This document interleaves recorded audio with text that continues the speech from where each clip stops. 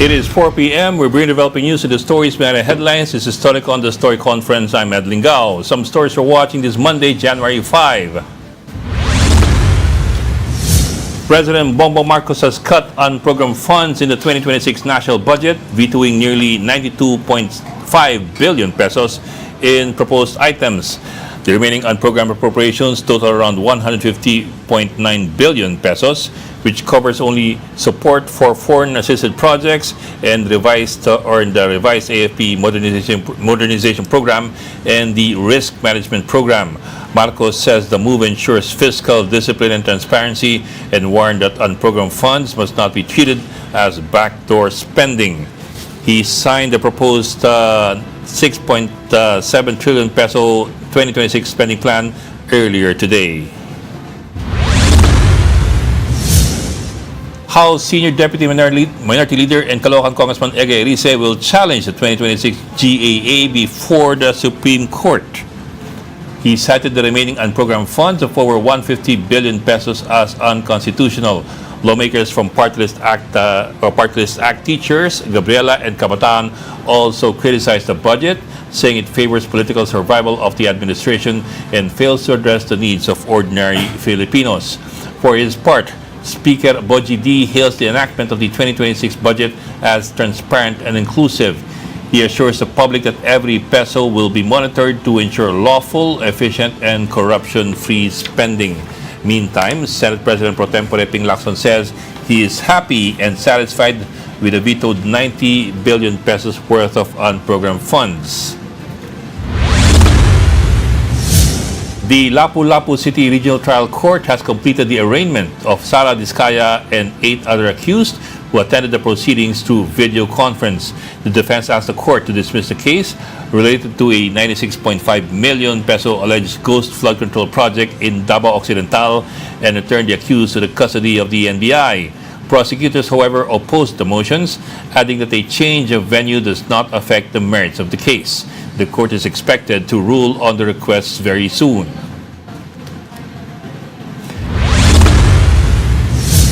Former Senator Bong Revilla personally appears at the DOJ earlier today.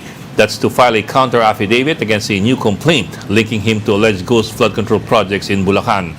Revilla's lawyer, Attorney Ramon Esguerra, says the complaint lacks basis and relies solely on lists provided by former DPWH officials whom he described as unreliable witnesses.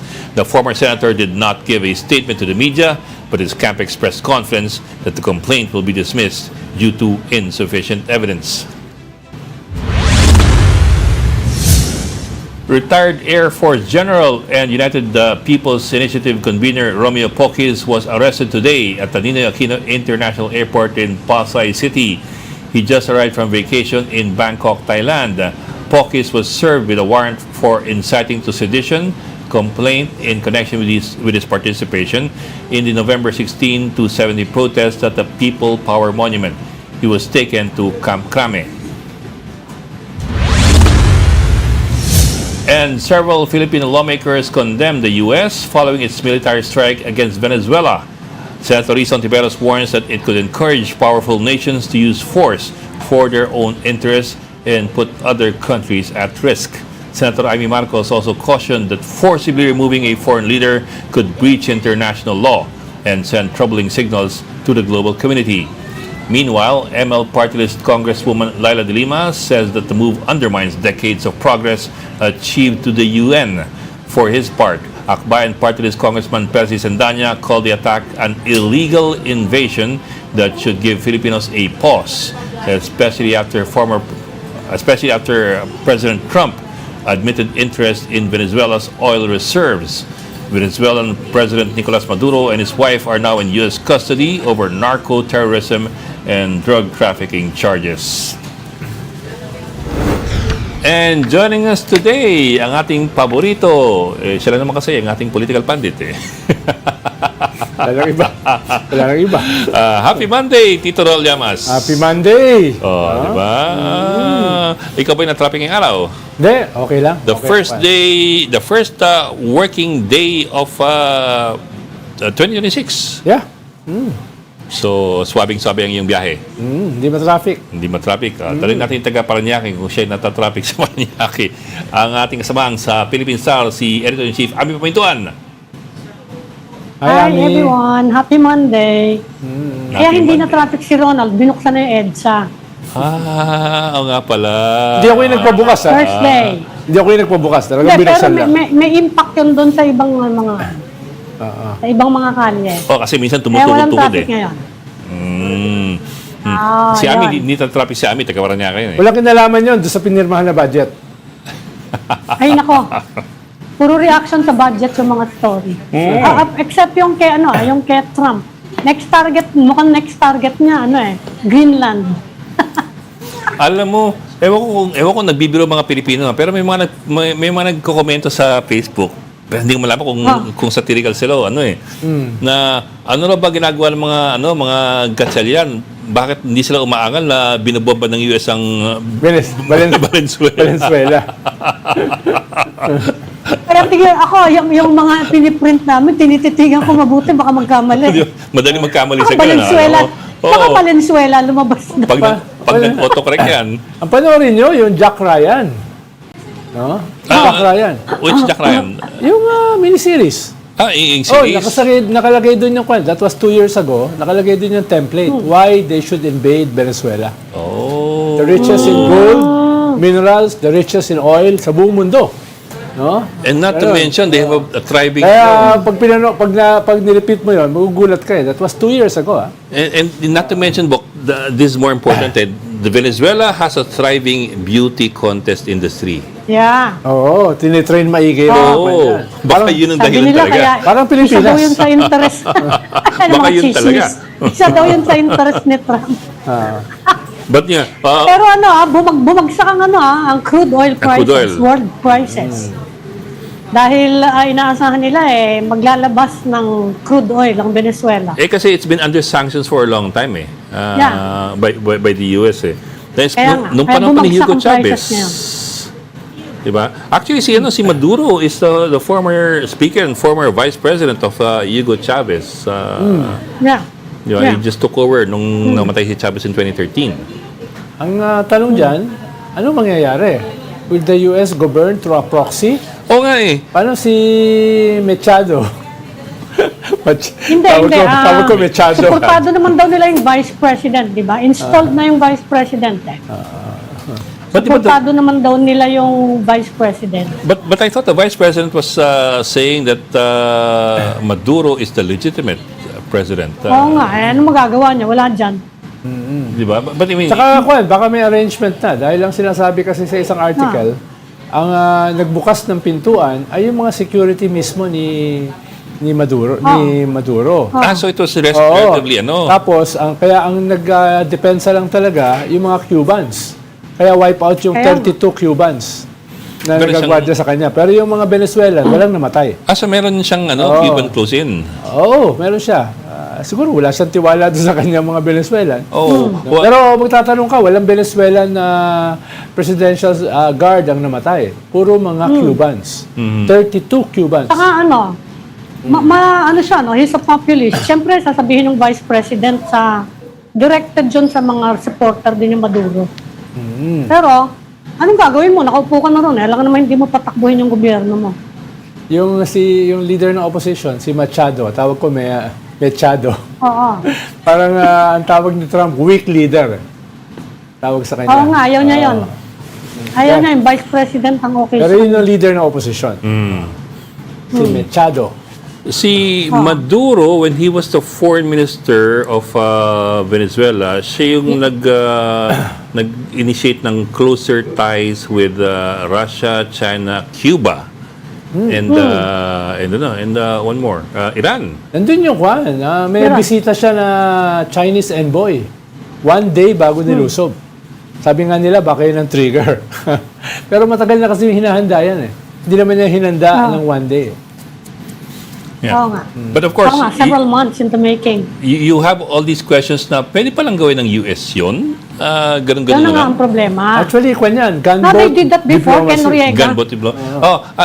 That's always the first parallel that people cite. The case of Manuel Noriega in 1989. Na sila rin ang nag-install. Oo. Tapos sila rin ang bumawi. Because he used to be a CIA asset. Oo. Kinuha nila. Pero iba yun eh. Sa Crucial drugs, kasi yung... ganyan sila sa drugs. Iba kasi crucial sa kanila yung Panama eh. Because of the canal. Oo. Crucial sa kanila. Ngayon, ang crucial sa kanila yung oil. But then again, Panama had only a population of 3 million versus Venezuela, which is a population of mga 24 million. Hindi, tsaka kwandi. Parang buong Latin America galit.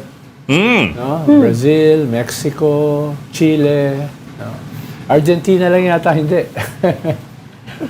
Ito po. Saka Sige po. negative yung mga reaction kahit sa Europe eh. Kasi nag-aalala sila that it might set a precedent. Diba? In For fact, pati yung other, DFA natin nag-issue na ng statement na it could upend the rules-based international order.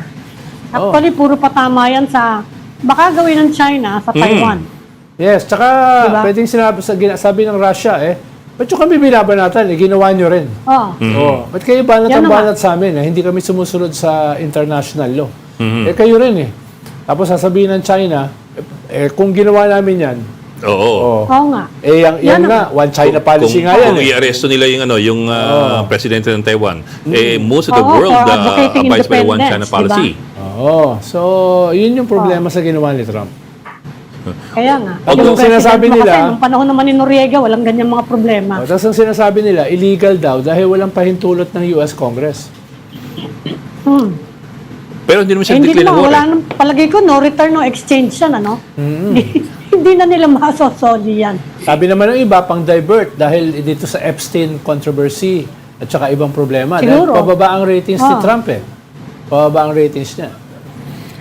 It's interesting lang, yung what Ami pointed out a while ago, yung case ni Manuel Noriega. Ito kasi si Maduro was indicted in 2020 by a Manhattan Federal Court. Tapos nagkaroon ulit ng indictment in 2026. May case talaga sa kanya.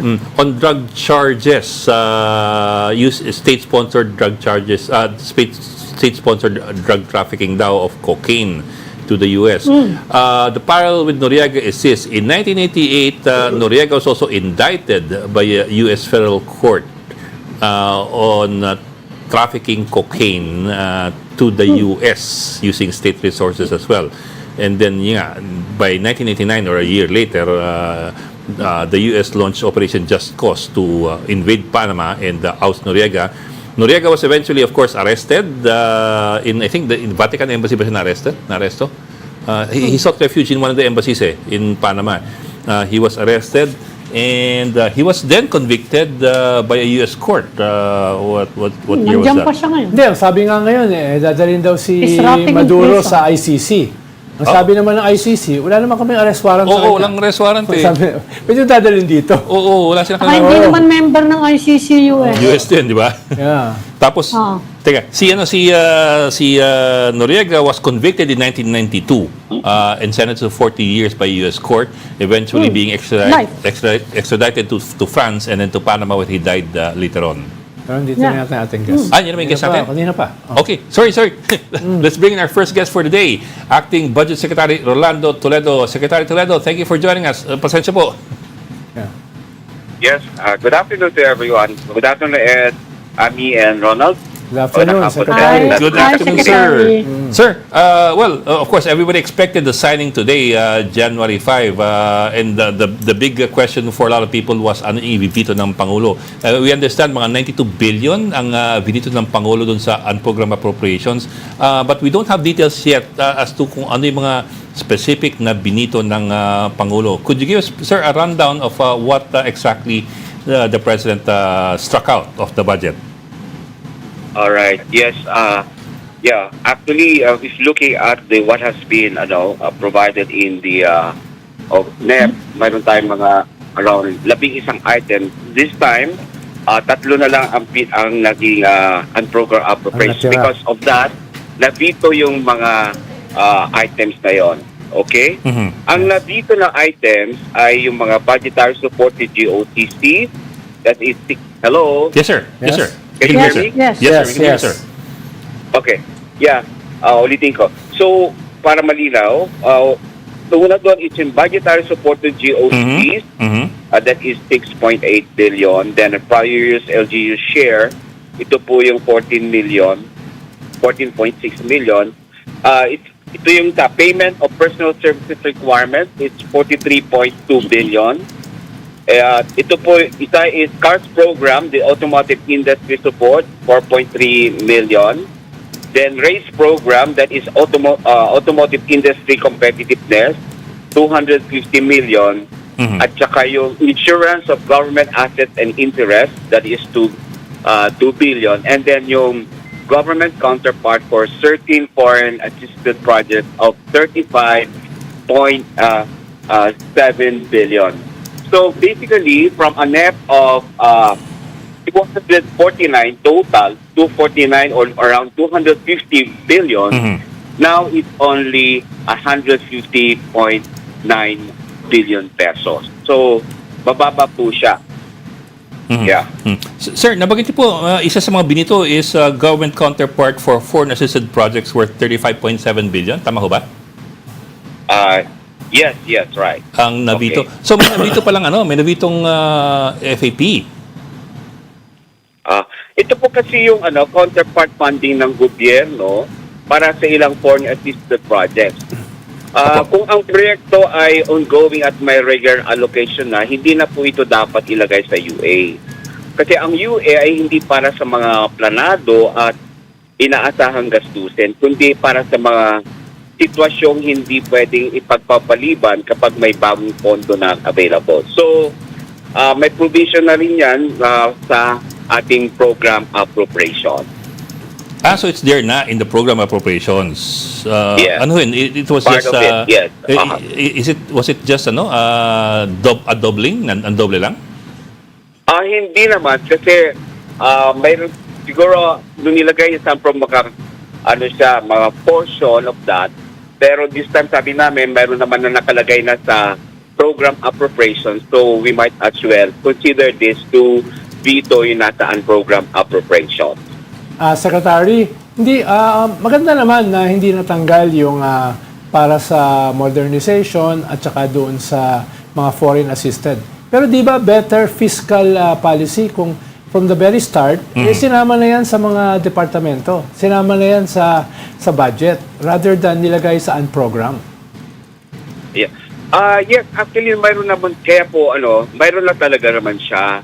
Which is actually, dalawa kasi yung component ng ating foreign assisted projects. Yung loan process at saka yung counterpart funding ng government. Yung loan process po, mayroon talaga po siyang portion doon sa budget na po natin sa program appropriation and partial of the part of the counterpart funding ng ating gobyerno. Halimbawa, itong sa military modernization, ba't di na lang nilagay sa budget? Well, alam niyo po kasi ang mayroon naman nakalagay po sa sa program appropriations natin.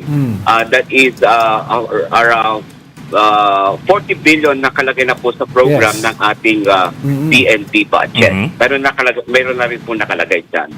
These are just sabi ko standby fund para kung kinakailangan pang pondohan at kung may excess revenue which will trigger the unlocking of the unprogrammed appropriation, then this is the time that we can release yung ating unprogrammed appropriation. Secretary, yung isa pang controversy diyan sa budget, yung mga tinatawag nilang soft pork barrel, yung mga ayuda. Ang sabi sa Malacanang ngayon, meron daw provision na dinagdag to ensure na walang role yung politicians in the aid distribution. Pero hindi lang naman yung role ng politicians sa aid distribution yung nire-raise, kundi yung endorsement for Guarantees. access to the aid. Halimbawa, yung guarantee letters. Can you clarify kung ano yung provision na dinagdag na safeguard daw yon para sa ganyang mga concerns? Yeah. Tama yun. We just want to be very specific about it. Meron tayong nakalagay doon sa general provision of the GAA, Section 19 to be exact, nakalagay doon prohibition on political involvement in the distribution of cash and other forms of financial assistance. So, I just want to read para mas magandang pakinggan ng yung tagapakinig. Sige, sir. Okay? Nakalagay dito, all cash assistance and other forms of financial aid distribution shall be conducted exclusively by authorized government officers and personnel or accredited partners.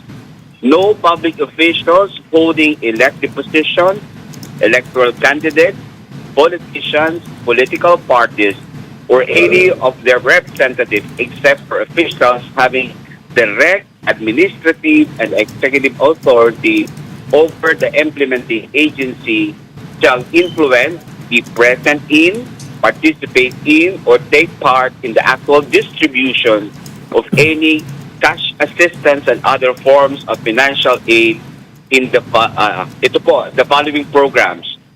Ito po yung protective service for individuals and families in difficult circumstances, which is ito po yung sa DSWD, tulong panghanap buhay ang ating disadvantaged and distressed workers ng DOLE. Okay?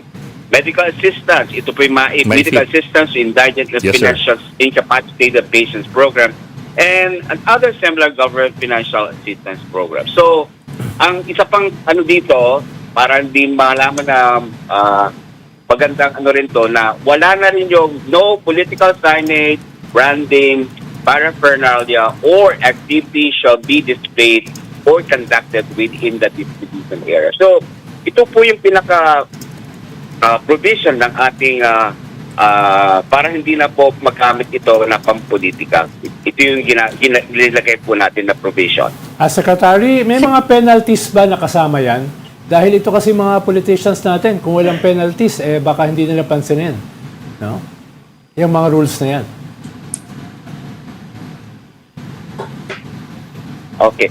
Ang dito po, ang nilagay lang po namin dito, in addition to that, is the national government agency responsible for distributing cash assistance and other forms of financial aid shall establish, formulate, adopt, and enforce mandatory requirements, protocols, and reporting mechanism to ensure strict compliance with this policy.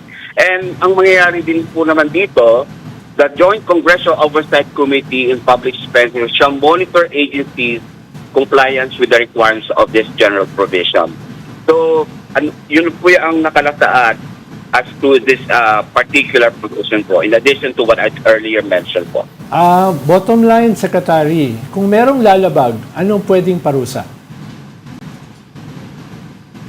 Well, it will find scores kung ano yung nalapag nila. We cannot say kung ano yung nalapag nila ngayon, nalapag nila as far as this provision is concerned. Okay. Secretary, linawin ko lang you use the term political involvement. Covered ba niyan yung guarantee letters? Wala nang guarantee letters sa MyFIP. Lumalabas po dito na hindi na guarantee letter, but I think some sort of request may be that there's no more I think guarantee letter dito pa lalabas. Kasi understand, as far as the MAIF is concerned, naka-allocate na po yan sa bawat hospital. Yes, sir. Yes, sir. Kaya nga, i-endorse po siya ng politiko Apo. I-endorse siya ng politiko to GL. So, mawawala na yung mga GL, yung guarantee letters? That is one thing we have to discuss with the implementing agency if there's a need for them to issue a guarantee letter.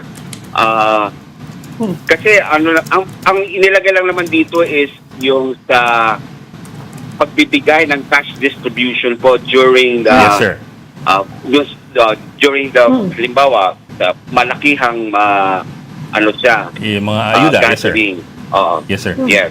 So sir, just to backtrack a bit sir, well to begin with sir, of course we appreciate that it was put in the general provisions of the GAA itong bawal ang political involvement in political parties, politicians, candidates, elected officials, except those with direct executive authority in the actual distribution of cash assistance. But in reference to Ami's question po kasi, it is...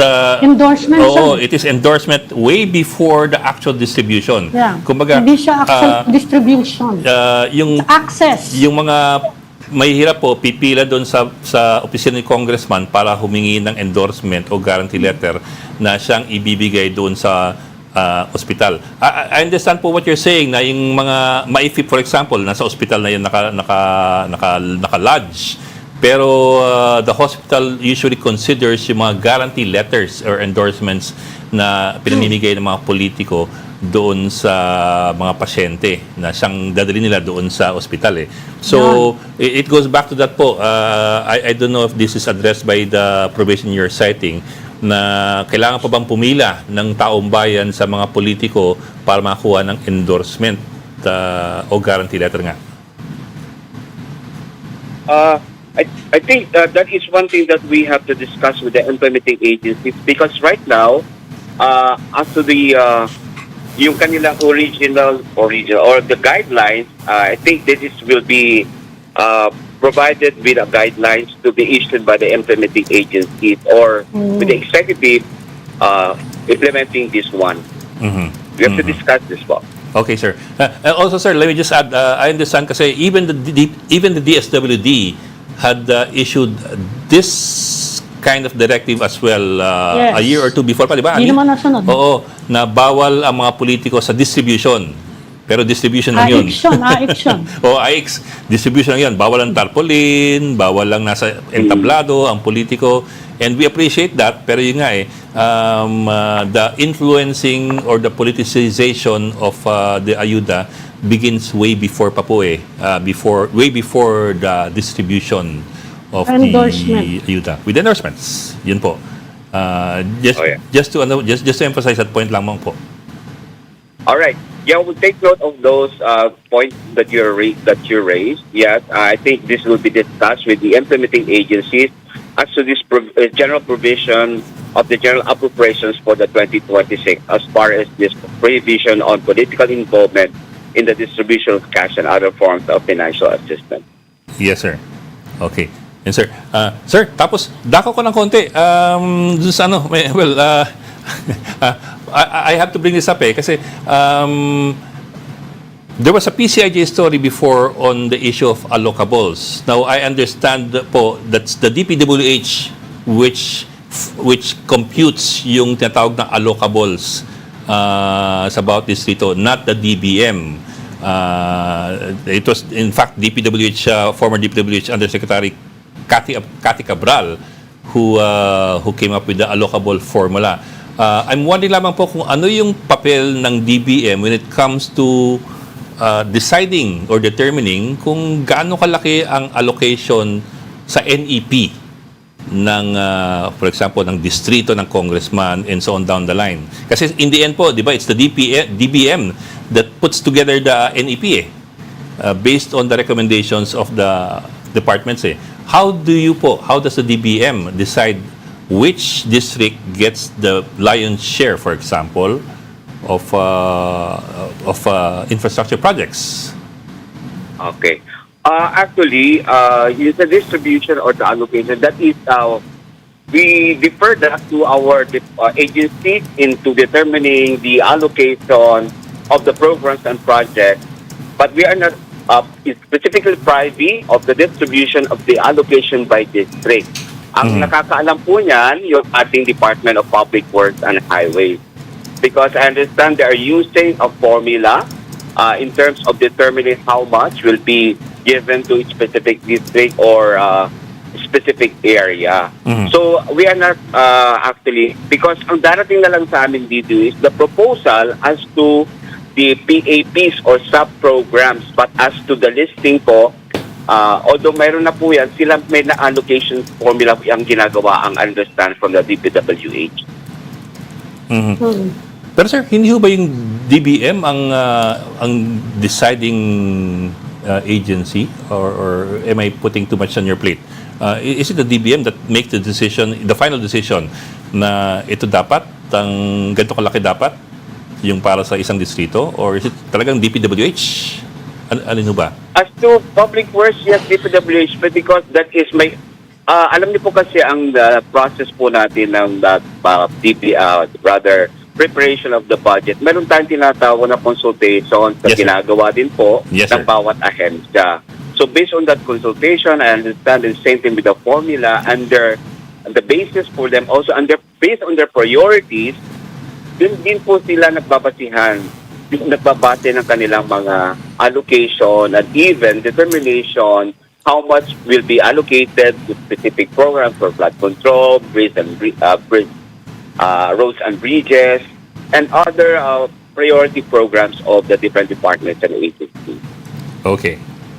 Okay, Secretary, isa na lang yung my SIP in particular, halos dumoble siya from the proposal of the executive, dinagdagan ng Congress.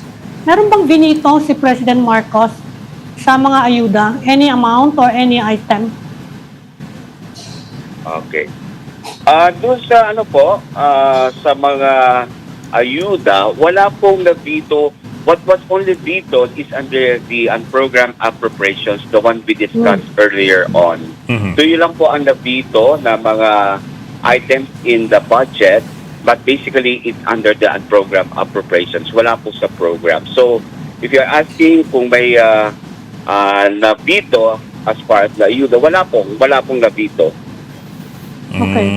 So sir, talagang completely unprogrammed appropriations lang po yung nagalaw? Wala na iba? Yes, Ed. Yes, tama ka. Okay. It's a challenge daw po yan sa Supreme Court. challenge Any na po. reaction? It's a challenge Well, daw po sa Supreme Court ni Edgar Erice. Alin po, ma'am? Yung unprogrammed Well, appropriations ninyo, kasi yun ang sabi niya na binawal na daw yan ng Supreme Court. So he will take it to the Supreme Court. May reaction po kayo? Any comment?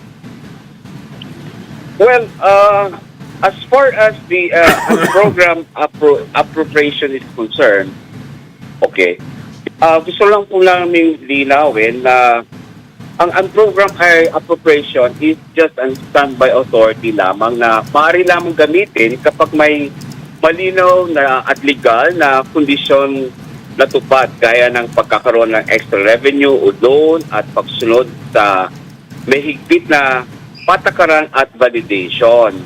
So, kung ito po ay sinasabi nating actually po, this was approved by Congress also, except that even we vetoed it. Okay?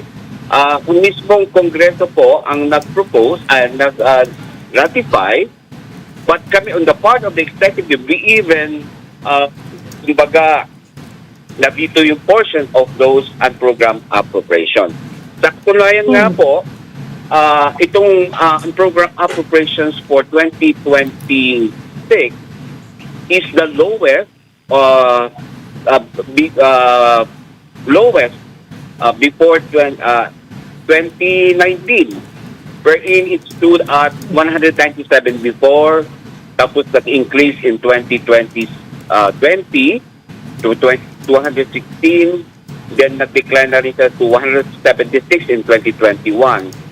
In 2022, tumaas uli ng 251, and then 807 in 2023, followed by 731 in 2024, and in 2025, it was substantially reduced to 363, and now, it's only at 150 billion in 2020. So, sinasabi namin dito that really, the unprogrammed appropriations for 2026 reflects a clear policy direction na sa kabuuan, binaba po ito to 150 billion bilang opo. So, inaano namin dito na bilang bahagi ng mas mahigpit na at mas maingat na pamamahala sa kaban ng bayan, ang ginagawa namin dito as far as the unprogrammed appropriation is concerned. Okay.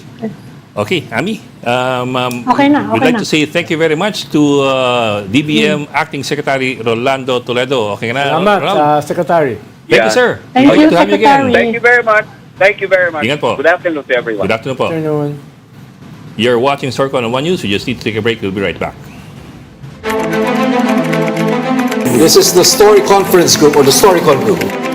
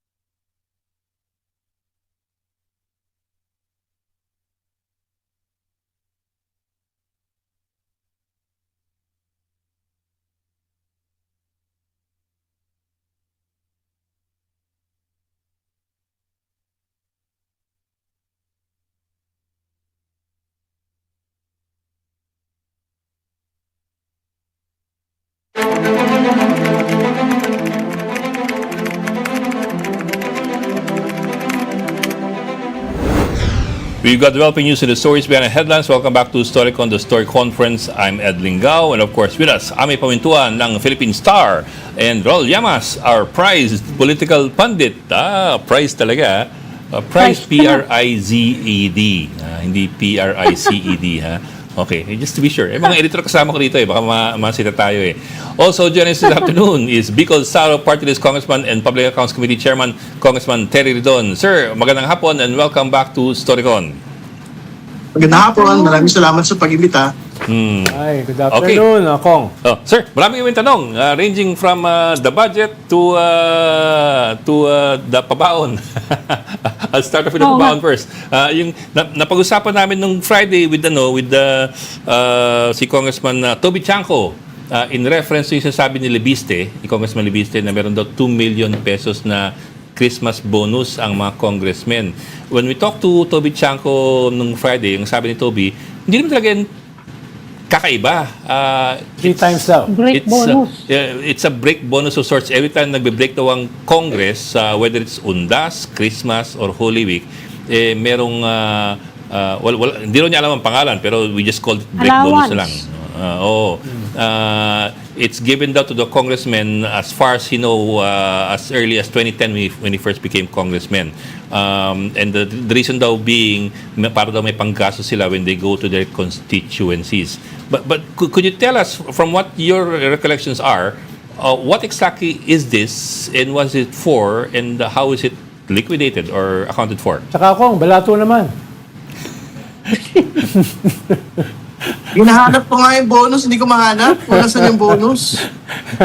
Well, sir, maybe let's not call it a bonus kasi it does get confusing when we put labels You know, everything else, no, like outside of salary, as far as I'm concerned and as far as most of the members are concerned, are maintenance, operating expenses for the offices, for the activities, for their programs outside of Congress. No? So, I think that needs to be very clear. And tama si Congressman Chanco, even as far back as 2013, my first time in Congress, meron na pong mga ganyan pong mga kaperahan. And again, to be very clear, this does not constitute as salaries of congressmen. It is not a vacation kitty after every session. No, so how is it used? It is used, for example, for the different parties and for the different districts. Katulad binanggit nga, doon sa iba't ibang mga aktibidad na ginagawa po ng iba't ibang mga kongresista at ng kanila pong mga opisina, whether sa district man yan or kung party list sa mga constituencies po nila. Pero Kong, saan galing yan? Hindi yan MOE, di ba? Saan yan kinukuha? Sa pag sinabi? I think it's an entire pie of MOE. Kasi wala naman ibang pagkukunan. 3 lang naman ang pagkukunan eh. Personal services, capital outlay, at MOE. No? So, ang aking palagay, galing po yan doon sa entire slice of MOE. It has been there from the very beginning. It continues up until today. Kasi sir, sabi ni Chanco, iba pa yung nakuha niyang monthly MOE listed under district operations. That's one. And the other one is extraordinary and miscellaneous expenses. Yun daw yung monthly MOE niya. Yan yung, Iba pa yung cheque na binibigay pag departure for break time. pag may break. Oho, Pag may break. yun daw talagang cheque tapos may voucher na hiwalay. Well, yun nga, but yun nga, he doesn't know what it's called. Kaya ang tawag ni Ronnie Puno is an additional fund.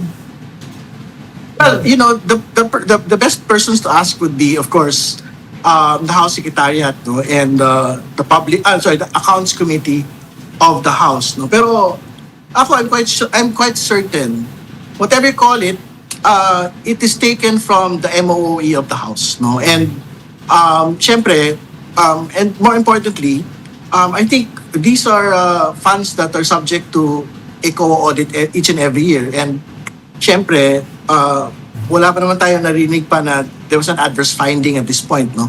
By the Hindi raw ino-audit. We talked to Heidi Mendoza. I don't know. Hindi daw siya ino-audit.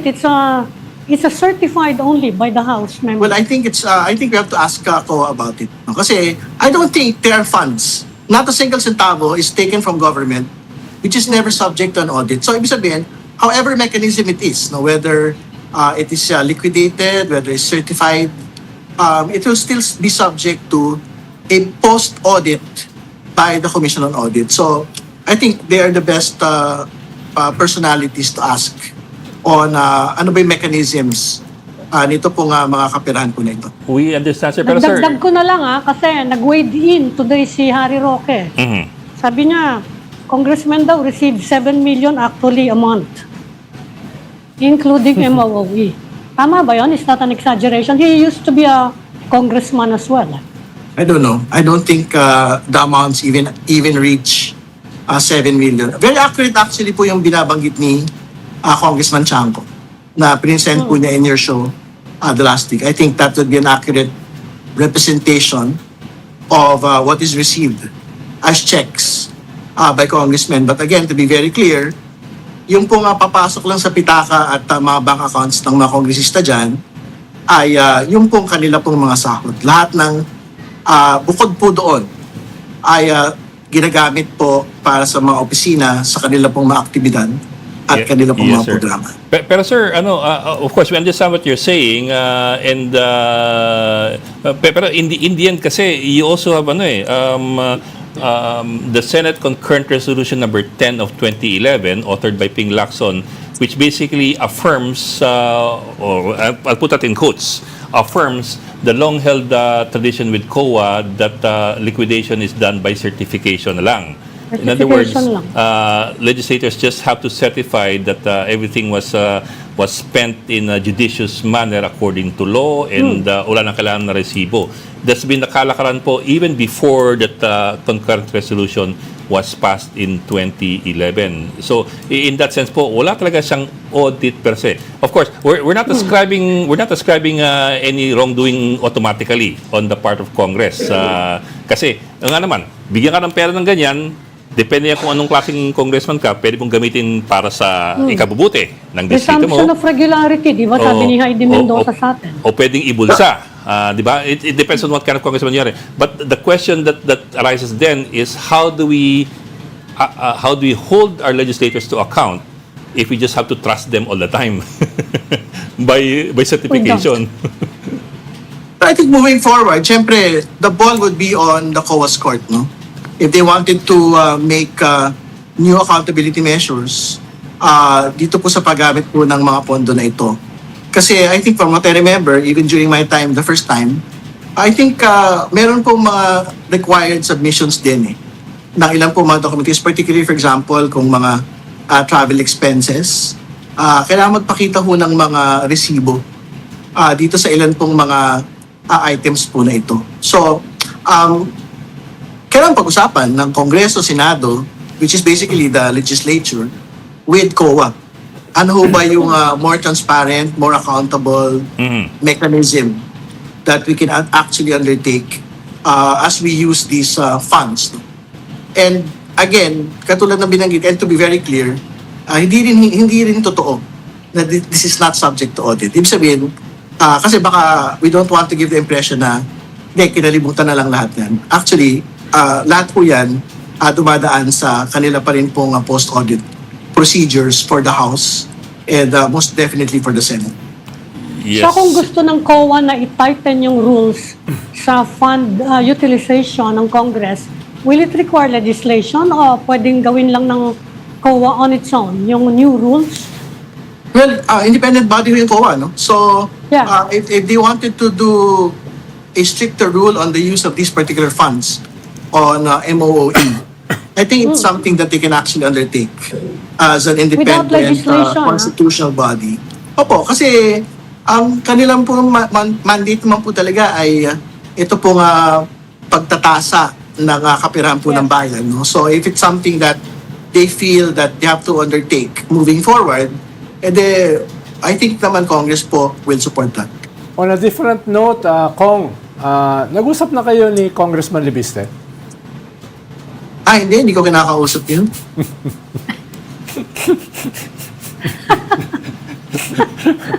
Apaka-terse naman ang sagot. Sige. Reaction na lang dun sa budget, Congressman, yung 2026 budget. What are your thoughts? Well, the President vetoed particular sections of unprogrammed appropriations and actually matindi ho yung obliteration po ng particular line items doon, no? Particularly po yung sagip. Basically, ang natira na lang ho dyan yung AFP modernization at yung pong Foreign support assisted. sa mga foreign assisted projects, which is basically what we had been expecting from the get-go naman po talaga. No? So, I think that is faithful to what the public expects. No? Obviously, syempre, meron pa rin yung mga kababayan tayo na, and of course, House members that would want to see the entirety of UA removed, no, from each and every budget. So, malaya naman ho sila. Like, I understand that one of our minority colleagues, Congressman Erice, will go to the Supreme Court to challenge it. I think malaya naman ho sila to do so. Pero, ibig sabihin, if the expectation is basically UA can still be used for corrupt activities, yung pong pagtatanggal ng sagip, which is basically one of the probably one of the loopholes in the UA in the past. Tanggal na po yun, completely obliterated from the 2026 budget. On another note again, Kong, ano na status ng Quadcom 2.0? Matutuloy ba yan? Well, ang masasabi ko lang dyan, syempre, abangan po natin ang susunod na kabanata dahil sa January 26, magsisimula po muli ang Kongreso. And I'm quite sure, syempre, dahil kamamatay lang ho ni Congressman Acop, one of the major commitments of the Quadcom members and the chairs, like myself, is ipagpapatuloy ho natin yung kanya pong nasimulan para imbestigahan po yung intersectionality ng criminal syndicates at government corruption. No? So, I think marami pa hong mga hindi nasiyasat dyan po sa usapin po na yan. And I think within this year, mag-reconvene yung pong Quadcom 2.0. Okay. May appetite pa ba for, kasi isa pang inaabangan in February, February yung 7. namang pag-lapse ng 1 year no, sa impeachment ni Vice President Sara Duterte. You think there's still appetite among your colleagues na ituloy yung impeachment ulitin? But I think the more important question is ano na ho yung nangyari sa Korte Suprema? Kasi syempre there's a motion for reconsideration na medyo matagal na hong inaantay, no? Yeah. Ng lahat ng mga kababayan po natin. So hopefully, pagpasok po ng Fed, na-resolve na po yan. Kasi syempre, I don't think we would want to talk about any impeachment moves at this point kung hindi ho ma-resolve pa muna ng Korte Suprema yung pong motion for reconsideration po na ito. But syempre, hindi naman ho natin na mautusan po yung Korte Suprema sa bagay po na ito. But so, I guess as soon as we reach Feb, on that date kung pwede na hong mag-restart no, na impeachment proceedings against Vice President Sara Duterte. So siguro mag-uusap-usap po muli yung mga miyembro po ng Kongreso, civil society, kung ano po yung gagawin po nila. Kasi I don't think nagbago naman po yung mga batayan ng impeachment. Ang nagbago lang po talaga yung pong mga bagong rekisito ng Korte Suprema para po mag-impeach. No? So we will see how it will go. So, I think kung wala akong MR, I think Congress will still do what it has done in the past. No, kasi syempre hindi pa ho doctrinal yung pong MR, yung decision po on that case, no. But assuming for example na the MR is not favorable to the House, syempre talagang we are supposed to commit to implement that particular new doctrine on the impeachment. Mm-hmm. Pero sir, if the MR is unresolved by February 7, do you think your colleagues will take a risk and go for impeachment kahit hindi pa malinaw ang mga batayan at patakaran? Kasi baka mamaya sumabit na naman dun sa You're challenging the rules. Mukhang mag-govern dyan yung Supreme Court. Existing yung Supreme Court. Yung existing decision. Yeah. And I'm asking by that Hindi time. pa final yung sa yung sa Supreme Court. So pwede pang mag-run yung rules na dati, di ba?